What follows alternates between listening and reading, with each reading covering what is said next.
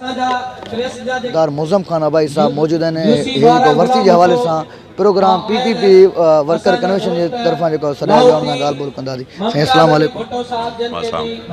जेको वर्सी हवाले से प्रोग्राम सदाया शहीद रहणी वर्सी आई यारी इन हवाले से तव्हां छा चवण चाहींदो हिन प्रोग्राम सॼी अरेंज करण जो मक़सद ॿुधाईंदा? बेसिकली पाकिस्तान पीपल्स वर्कर्स जा जेके असांजा आहिनि नौजवान दोस्त इमरान शाह वारा ऐं उन्हनि जी संगत उन्हनि हिकिड़ो प्रोग्राम रखियो शहीद मोहतरमा बेनज़ीर भुट्टो साहबा जन खे बेटा ॾियण जे लाइ।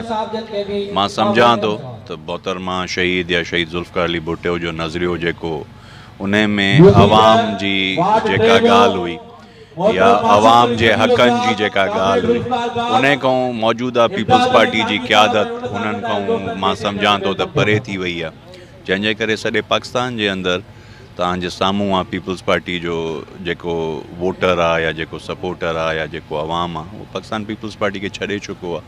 सिंध जे अंदरि जेका इहा शइ आहे सॼी इक़्तिदार जे कॾ आहे, मुफ़ाद जे कॾ आहे, माण्हू मुफ़ाद जे करे हिननि सां जेको बीठा आहिनि।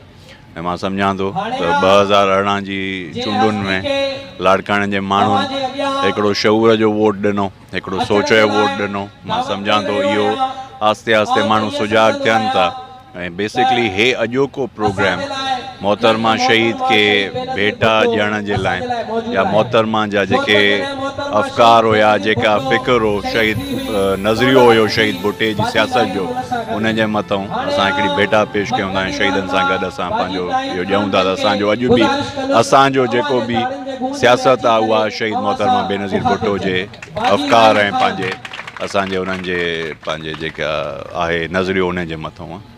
ऐं तव्हां असांजे झूंगार न्यूज़ जा जेके असांजा व्यूअर्स आहिनि जेके असांजा नाज़रीन उन्हनि खे तव्हां वर्सी हवाले सां को पैगाम ॾियणु चाहींदो? मां तव्हां सभिनी जी महिरबानी झूंगार न्यूज़ जी मां तव्हांजे सभिनी व्यूअर्स खे पंहिंजे दोस्तनि खे लाड़काना जे जेके बि असांजा दोस्त ॾिसनि था या ॿार ॾिसनि था त मां सभिनी खे इहो ॾींदुसि पंहिंजो त शहीदनि जी जेको नज़रियो आहे उहो अवाम जो आहे। मौजूदा पीपल्स पार्टी बेशक उन खां हटी वई आहे पर इंशाअल्लाह असां सभु इहा जाखोड़ रखंदासीं ऐं अवाम जे लाइ भरपूर पंहिंजो जेके आहिनि उहे असां आवाज़ उथाईंदा रहंदासीं। ऐं तव्हां ॾिसो त हुननि जी सियासत जो जेको बि मंशूर आहे त तव्हां जॾहिं बि ज़रदारी साहिब खे ॿुधो त उहो इहा ई ॻाल्हि कंदो त भाई इक़्तिदार असांजो आहे। त हाणे हुननि जो मंशूर ई इन इक़्तिदार जे पुठियां आहे त इंशाअल्लाह उहो ॾींहुं परे न आहे जे पंजाब जो लीडर चोरी जे केस में अॼु अंदरि आहे त इंशाअल्लाह उहो टाइम परे न आहे जॾहिं इहे सिंधी दाड़ियल बि जेलनि जे अंदरि हूंदा ऐं हिते सिंध में बि हक़े हुक्मरानी अवाम जी थींदी।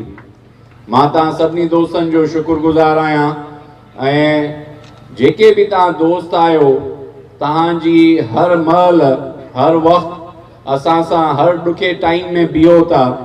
मां सम्झां थो त इहा तव्हां दोस्तनि जे करे अॼु जेका बि असांजी स्टैंडिंग आहे हिकिड़ी असांजी सियासी कुवत जेका आहे उहा तव्हां दोस्तनि जे करे आहे। त मां तव्हां सभिनी जो शुक्रगुज़ार आहियां। हिते खोड़ नौजवान दोस्त बि वेठा आहिनि मुख़्तलिफ़ यूनियन कमेटियुनि खां जेके असांजा चूंडियल नुमाइंदा आहिनि उहे बि वेठा आहिनि। उन्हनि सभिनी खे बि भलीकार चऊं था। टाइम बि इलाही थी वियो आहे। अॼोको हे प्रोग्राम सियासत जो न हुयो, अॼोको हे प्रोग्राम इहो ई हो त मोहतरमा शहीद जी यादि में असां सभु गॾिजूं ऐं असां उन मोहतरमा शहीद खे बेटा पेश कयूं।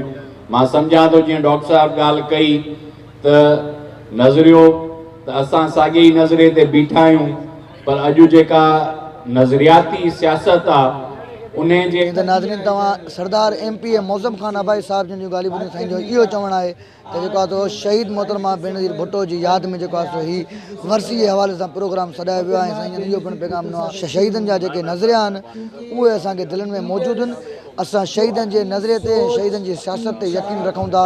हिन वक़्तु जेका पाकिस्तान पीपल्स पार्टी सां असांजो को बि तालुक़ु न आहे ऐं असीं पंहिंजे PPP वर्कर्स कन्वेंशन जे तरफ़ां जेको आहे ही असां जेको प्रोग्राम सॾायो आहे। इन सां गॾु अली मशहूर सां गॾु माशूक अली भुट्टो खे इजाज़त अल्लाह निगहबान।